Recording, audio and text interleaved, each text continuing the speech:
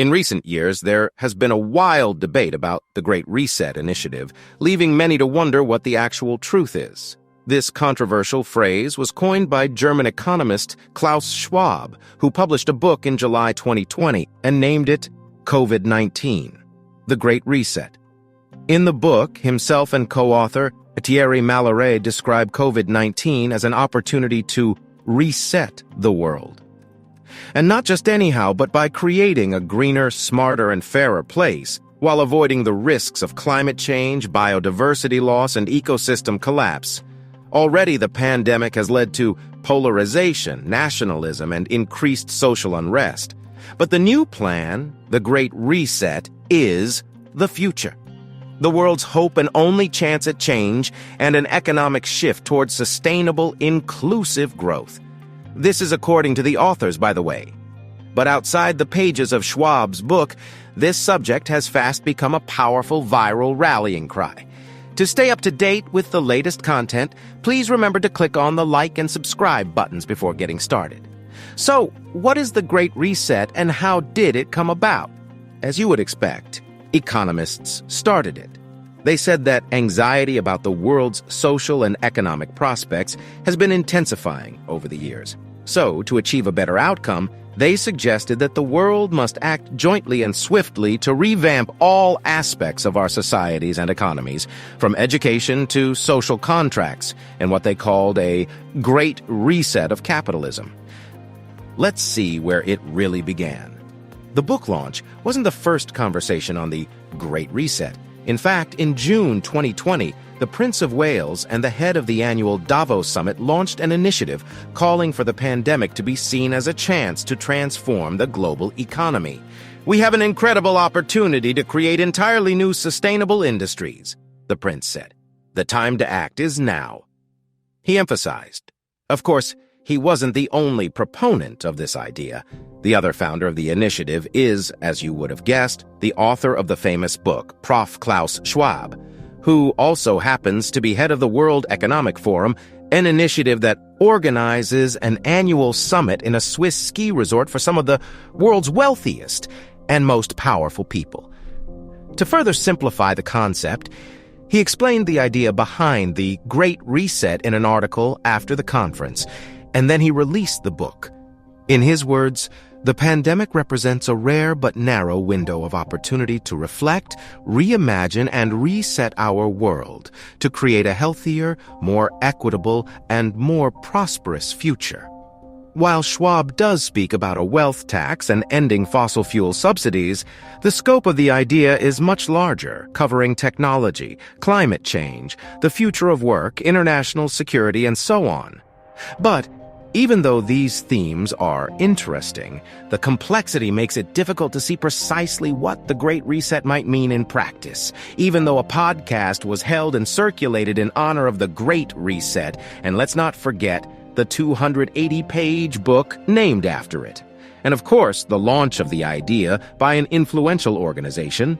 Yet its lack of clarity has caused people to doubt its relevance and even fear its implementation, providing fertile ground for the growth of conspiracy theories. The idea, along with the World Economic Forum itself, face an array of criticism which can be described as legitimate from different sources. In fact, conservative political figures and media outlets have accused the organization of pushing for environmental policies that would hurt the economy. And though the Davos meeting is filled with powerful people who have a huge influence on world events, there are still questions about whether unelected individuals like Mr. Schwab should have the power to lobby so prominently for ideas that could potentially transform the global economy. Also, since the initiative was launched, the term Great Reset has received well over 8 million interactions on Facebook and been shared about 2 million times on Twitter. But in the hands of these online activists, the ideas have been transformed.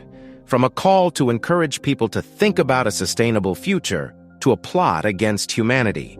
In November 2021, the phrase started trending on Twitter when a video went viral showing Canadian Prime Minister Justin Trudeau at a UN meeting in September, saying the pandemic provided an opportunity for a reset.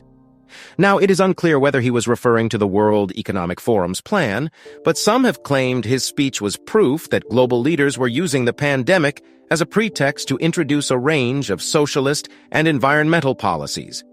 Immediately, thousands of Donald Trump supporters began to boost the idea, claiming that a victory for Trump in the 2021 election was the only chance to stop the so-called secret plot.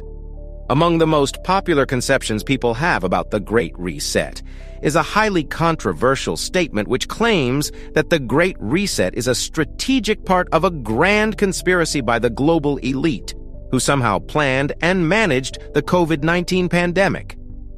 According to supporters of this narrative, lockdown restrictions were introduced not to curb the spread of the virus, but to deliberately bring about economic collapse and a socialist world government for the benefit of powerful capitalists. What is most interesting about this conspiracy theory is that it has found followers among anti-vaccine activists, anti-lockdown campaigners, New Age healers, and those on the far right and far left. But away from the conspiracy concepts and theories that have steadily gained ground, let's reset ourselves with the right information. Let's see the priorities of the Great Reset. The Great Reset concept covers 5 priorities.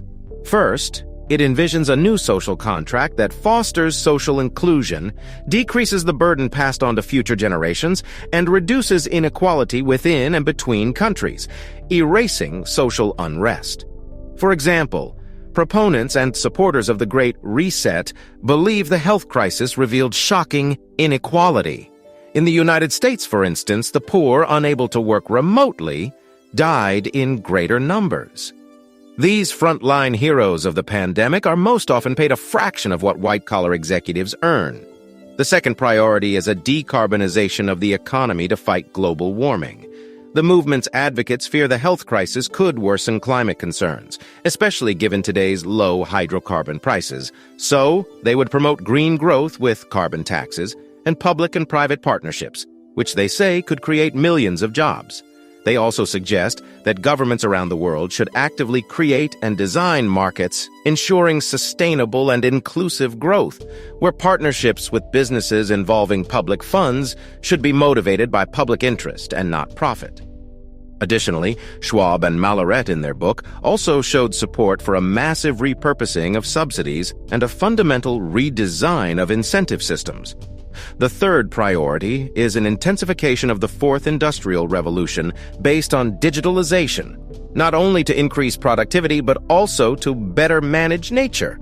For example, avoiding pandemics like the most recent one. Then, the fourth pillar of the Great Reset is a shift from short-term shareholder capitalism to a more equitable and greener longer-term stakeholder capitalism. For example, while businesses and consumers generate negative externalities, that is, pollution and waste, the social cost is not compensated by private emitters. The new ESG paradigm, meaning environmental, social governance, would solve these issues, with less focus on short-term profits and more emphasis on the common good. Finally, closer global cooperation, especially on environmental issues, would lead the world out of national selfishness. Given the rise of nationalist and anti-globalization sentiments during COVID, the negative impact on growth could be substantial. So the Great Resetters suggest a more inclusive, equitable, and sustainable form of globalization, which requires strong leadership to establish global governance. They believe COVID-19 revealed a lack of international coordination even within supranational blocs like the European Union. Contrary to arguments against the initiative, the Great Reset does not advocate a global government but promotes more international cooperation with global leaders and a global civil society influencing national public policy. Surprisingly, many influential people who happen to be great benefactors of capitalism are the ones leading its Great Reset. One of them is Mark Benioff, the co-founder and CEO of the software giant Salesforce. In fact, his appearance at the annual meeting of the World Economic Forum in Davos, Switzerland, in January 2020 spelled anti-capitalism. When he arrived, he didn't look like the other billionaires gathered. Instead of a cashmere sweater vest under a smartly tailored blazer, Benioff was wearing a dark suit and a black tie. Curiosity swept the event as he was asked to explain his wardrobe choice. His reply shocked everyone present. He said he came for a funeral for capitalism there in Davos, claiming that it was about time businesses stopped focusing on making profits for themselves only, but on the prosperity of all, thereby impacting the society.